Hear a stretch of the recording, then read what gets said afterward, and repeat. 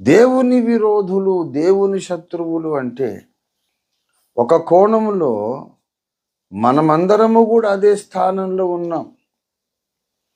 ఆదాము హవ్వల రక్తం పంచుకొని పుట్టినందుకు మనందరం పుట్టుకతో ఎవరం అంటే దేవుని శత్రువులమే.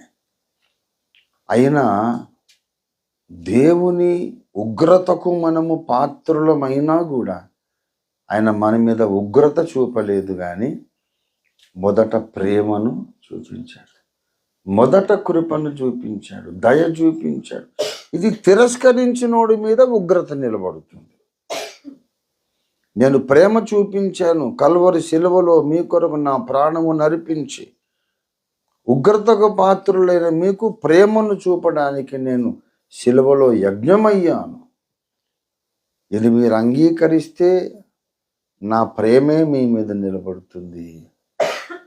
నేనంతా మరణ వేదనలు అనుభవించి యజ్ఞమునై బలి పశువునై మీ కొరకు ప్రేమను నేను అందిస్తే మీరు తృణీకరించారనుకోండి, పుట్టుకతో తెచ్చుకున్న దైవోగ్రత మీ మీద ఉంటుంది.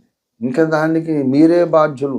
మీ స్వయంకృతాపరాధమే కానీ అది దేవుని కర్కశత్వం కాదు, దేవుని కాఠిన్యం కాదు.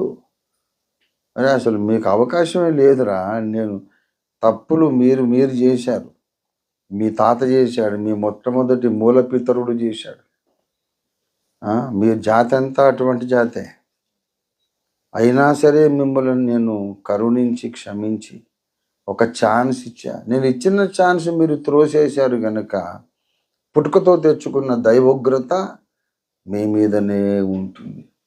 అలాగ మనుషులు అనేక మంది నరకానికి వెళ్ళిపోతున్నారు. అంతేగాని నన్ను నమ్మలేదని దేవుడు కక్ష తీర్చుకోవటం లేదు. నన్ను నమ్మలేదు, నా సువార్త అంగీకరించలేదు, బాప్తిస్మాలు పొందలేదు కనుక శిక్షిస్తాను అని దేవుడు కక్ష తీర్చుకోవట్లేదు. ఒరిజినల్గా మనందరం నరకపాత్రులమే. పుట్టుకతో మనందరం నరకపాత్రులమే.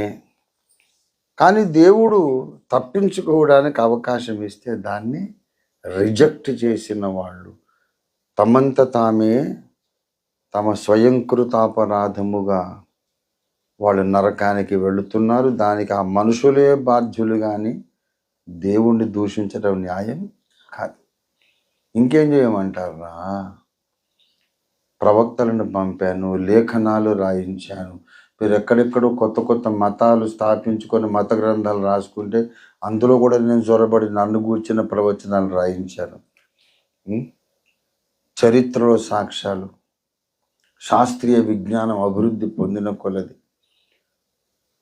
నా సువార్త చారిత్రక సత్యమని నిరూపణలు ఎన్నెన్నో నేను మీకు చూపించాను. మీకు మనస్సాక్షి ఉంది, ఆలోచించుకోరా, అన్వేషించరా, యథార్థంగా వివేకము కలిగి వెదకరా. ఇంకేం చేయాలి? దేవుడు తప్పనిసరి పరిస్థితుల్లోనే ఏ మనిషినైనా నరకానికి సరే వెళ్ళనిస్తాడు. వాడు కోరుకున్నాడు, నాకు నరకమే కావాలని కోరుకున్నాడు కనుక సరే వెళ్ళరాని ఇష్టం అంటాడు తప్ప యేసును నమ్మనందుకు దేవుడు కక్ష తీర్చుకోవడం అనే కాన్సెప్ట్ కరెక్ట్ కాదు. దేవుని ఫస్ట్ ఆప్షన్ ఏంటంటే మనందరము రక్షణ పొందాలి. మనుషులందరూ రక్షణ పొంది సత్యాన్ని గూర్చిన అనుభవ జ్ఞానము కలిగి ఉండాలని దేవుడు కోరుకుంటున్నాడట. దేవునికి స్తోత్రం కలుగునుగాక.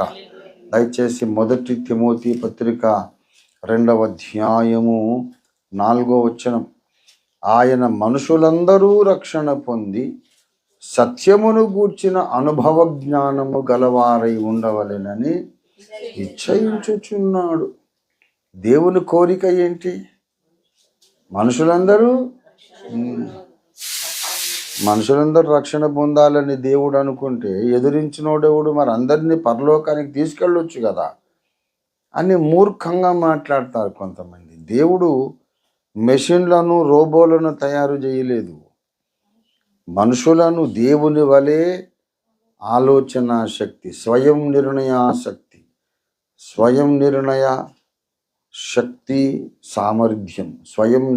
సామర్థ్యం సొంతగా నిర్ణయాలు తీసుకునే సామర్థ్యం కలిగిన వ్యక్తులుగా మనుషులను చేశాడు. మెషిన్లుగా చేయరా. ఫ్యాన్ స్విచ్ చేస్తే తిరగాలి.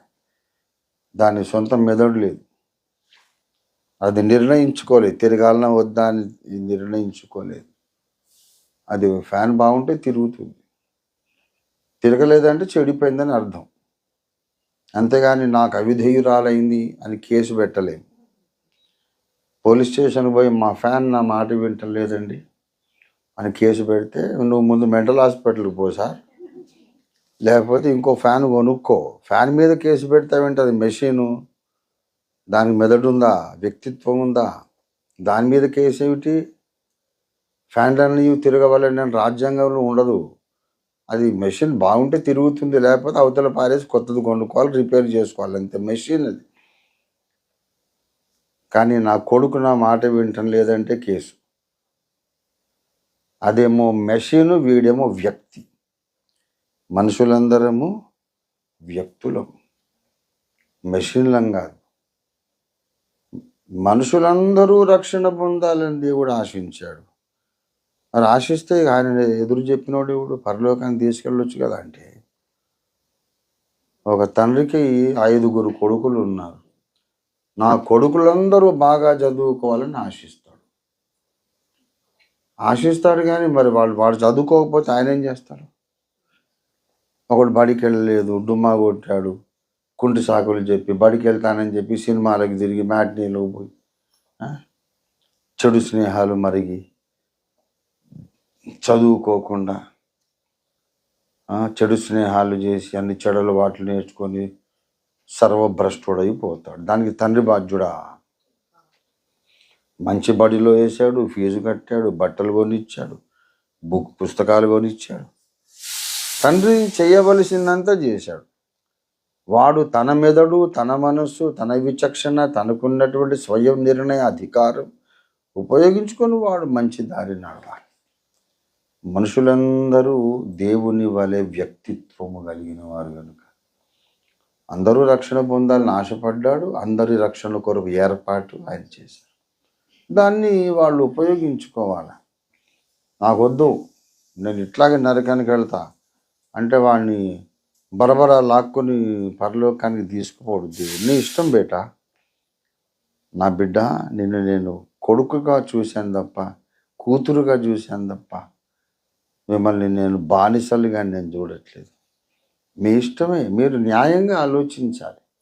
ఆలోచించి నరకాన్ని తప్పించుకోవాలని మీకు ఆశ ఉంటే నేనున్నా మీ కొరకు రక్షించడానికి.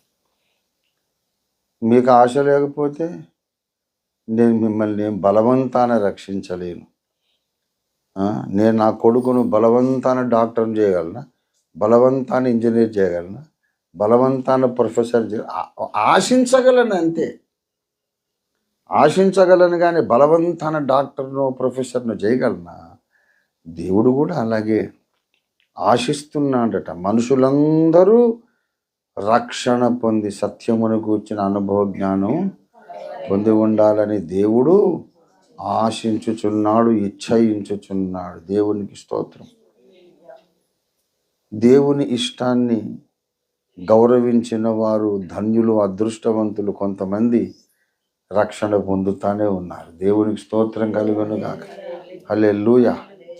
మనం ఎవరమంటే దేవుని శత్రువులమై ఉండి ఇప్పుడు దేవుని స్నేహితులమైపోయాం. ఒకప్పుడు శత్రువులుగా పుట్టి ఇప్పుడు దేవుని కన్న కొడుకులు, కన్న కూతుళ్ళు అయిపోయాం. పుట్టుకతో దేవునికి విరోధులమై ఉండి ఇప్పుడు దేవుని ఒడిలో కన్న బిడ్డలుగా కూర్చున్నాం. దేవునికి స్తోత్రం కలుగును గాక.